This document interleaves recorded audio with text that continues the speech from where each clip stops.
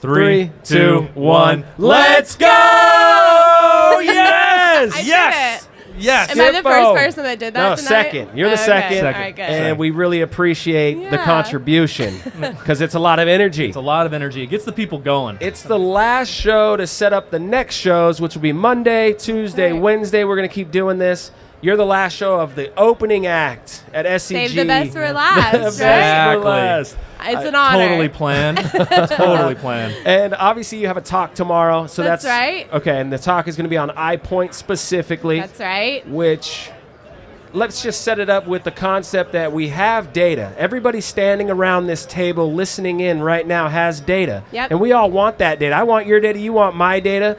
But more importantly, what you're doing is making sure the data that we're looking at is the data that's been QC'd. It's a data set that is going to allow us to drive answers, find solutions, drive our economic value of our company up, decrease our mistakes. Yep. That's what you're focusing on with iPoint. Yeah, and not only that, but just making sure that data is accessible, right? Yeah. So everybody in this hall probably has data, but most of them probably don't know where it all is. Yeah. Don't know what quality it is, and therefore they're not using it, right? I mean, it's the history of this industry too, right? People save things their own way, do things their own way, and then someone new comes in and like, where's that data? Like, I know companies that have seismic surveys that were stored in files that they didn't know about. Exactly. And the thing is, right now, the industry is really starting to shift towards thinking about things like data-driven analytics and machine learning and all these really neat new ways to utilize data.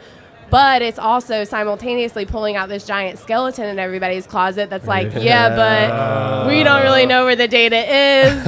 We can't put our hands on it. We don't know if it's good, right? So it's like, the machine learning stuff is pretty easy. Getting your data ready for it, that's really the elephant in the room that nobody wants to talk about. Well, it's such an overwhelming, daunting task for anybody, like even myself. Right. I would be, and I will say it right now, absolutely embarrassed when you come to my office and you're like, let's break into your data. Yep. And you're like, why do I find log data in the taxes 2018 personal folder? Yeah. You're like, Exactly. I know there's mistakes because it's happening so fast. You're clicking on all the different boxes. Yep. You have software open. I got 3 screens, sometimes 4. I'm looking at everything, and you can start dragging and dropping things so easy on a server. There's so many little problems with this whole topic. The thing is, like, your legacy data, it needs its own, there's something that needs to be done about that.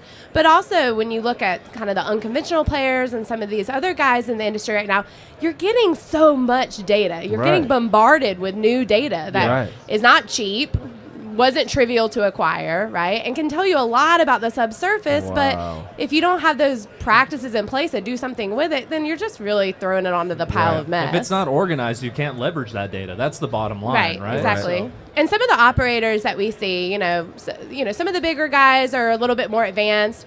They've tried to do something in the data management space, kind of fixes some of the problems, hasn't really been the full solution, right? But then some of the smaller operators, like here in the U.S., I mean, they've got paper data, right? Yeah. I mean, they've got well logs from 1970s that are printed out on these giant pieces of paper, and that's all they have of it. So it's pretty wild. It's a full spectrum of how big the problem is, and it really just kind of depends on who you're talking to. But I think everybody needs to use the data. So. Right. No, oh my gosh, it's so important, especially today, to have people that have your mind and your skill set that says, wait a minute, let me help with that. Let me break that down. Let me store it better. Let me give you better access to it, quicker decisions, safer decisions. Right. It's pretty insane. Am I working with the latest rendition of this or not? Exactly. There's so many different crazy things. Let's switch this over. Tomorrow you're giving a talk. When and where? Yep. here at the booth, the Icon Science booth at 12 o'clock. Nice. I do still have a few seats available, and there is free lunch involved. I'm looking at you out there. I'm looking at who wants some lunch and who wants to learn how to organize their data. In case I'm not, drawing you in enough, there's a free sandwich possible. Sweet. Okay, I'm kind of shocked on how empty these bowls were. That's popcorn. That's goldfish, and then the classic bar setup, right? The pub mix. I saw this massive pile of that in the beginning. I'm like, I'm not sure if that's going to be used. Look at that. I was actually shocked. I was surprised. Can personally say I ate about a third of those goldfish. Look at he's going for the popcorn. It's been a long day. I'm with you. Okay. Yeah. If you can guess how much popcorn kernels are left in that, Icon will give you the rest of the beer in our ice chest. You got it. Whoever wants to go for that. Okay, so iPoint. How long has iPoint been a thing? How much is research and development going into the product of iPoint? Because it's such a vast, crazy, dynamically changing problem. Yep. What's going on there? So iPoint is brand new to the Icon Science portfolio. Oh. So we just acquired kind of the original parent company of that called Paragon Solutions last December. So it's new to us, but it's actually been on the market since early 2000. So it's about 16-year-old technology. Okay. In oil and gas or in all kinds of different things? In oil and gas is where it really got its origin. It started out as a core data management solution. So if you know anything about the data problem, core data is some of the most awkward data that anyone can have, right? Nightmare. So it's in tables, spreadsheets, it might be in an image. I mean, it's all over the place. Paint. So they really started the solution to kind of solve that niche, but since have expanded it into the full wellbore. And what I'm doing with the development team these days is expanding that even further to the full subsurface. So that's what we're doing in oil and gas. But we also have a partnership with a company called Sequent, who does a lot of technology development in the geothermal industry. Whoa. So we've got a few customers working in New Zealand and other parts of the world that use iPoint to manage their geothermal data, which is really exciting. Wow, geothermal is so crazy. Did you see those earthquakes in California? No. And they were straight up black mud.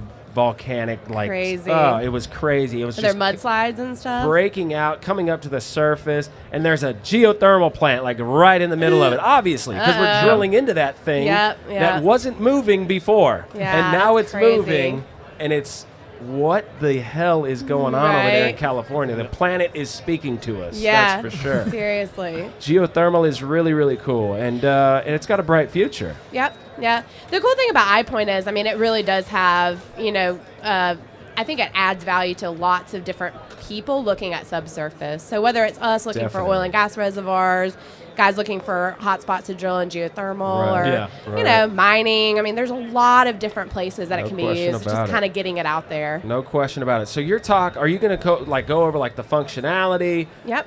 Okay, so you're going to show how it'll be this really the full gambit. I'm going to start really high up and talk about this buzzword that we've been hearing a lot, digital transformation. Yeah. What is that? What is our industry doing specifically about it? Because it's not just our mind, it's on every industry's mind right now. How do we get data and do something cool with it? Right.